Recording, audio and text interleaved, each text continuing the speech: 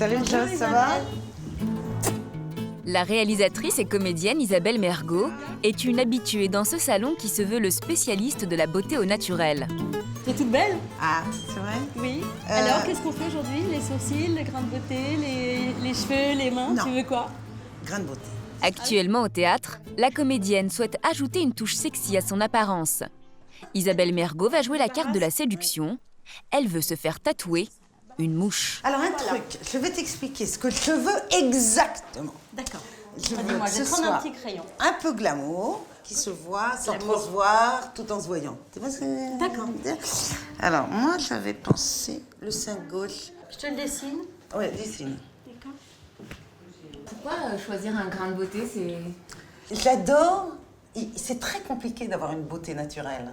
Et je trouve que c'est le retour à ça, avec des pigmentations. Maintenant, c'est fini, le contour des lèvres qu'on voyait qui était immonde. Maintenant, ils font des choses très naturelles, les sourcils très naturels, comme ça et tout. Et j'adore ça. J'adore l'idée de sortir du lit et de... Oh, comme ça, puis d'avoir d'avoir les sourcils faits, le petit grain de beauté et tout. C'est très mignon, c'est charmant. Tu sens rien? Non. Isabelle Mergo choisit un tatouage permanent, un grain de beauté niché au creux de son sein et qu'elle portera durant 1 an avant qu'il ne s'efface complètement. Là, Isabelle, on repense à sa garde-robe, là, on repense à ses robes décolletées, à ce qu'on va mettre, comment on va les mettre.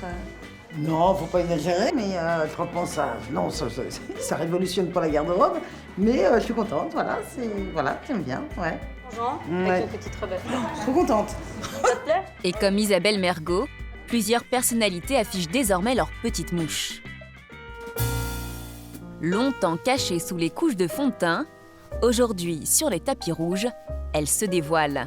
Nathalie Portman sur la joue, Eva Mendes au coin de la bouche, Scarlett Johansson sur la pommette ou encore Marion Cotillard en plein milieu du front. Qu'elles soient naturelles ou dessinées, les stars n'hésitent pas à rehausser ce petit atout glamour. Et leur modèle à toutes, c'est bien sûr la plus grande star de l'histoire d'Hollywood, Marilyn Monroe.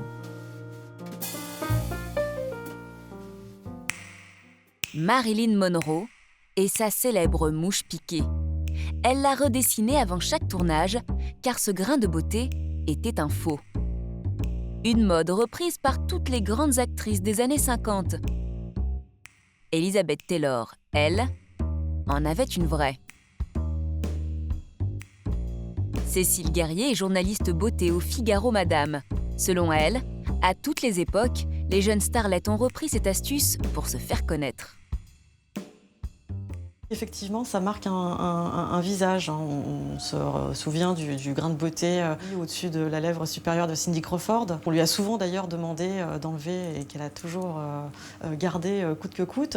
Dita Von Teese aussi, son grain de beauté au coin de l'œil, fait aussi bien sûr partie intégrante de son image et de sa personnalité. Pourtant, à l'origine, le grain de beauté n'est pas vraiment l'atout glamour qu'on connaît. Il avait même une tache plutôt ingrate, d'où son nom de mouche. En ancien français, le terme mouche est un adjectif qui disait de quelqu'un en fait qu'il était menteur ou dissimulateur. Et donc le terme est resté. Les Romains et les Égyptiens s'en servaient déjà pour masquer les boutons et les petits problèmes de peau. Sous Louis XIII, la mouche change de rôle. À la cour, les femmes comme les hommes la portent. Elle apparaît excentrique, avec des formes étonnantes. On s'en sert pour séduire et on lui donne des noms selon sa position sur le visage. La majestueuse sur le front, l'enjouée sur le pli du sourire ou encore la baiseuse au coin des lèvres.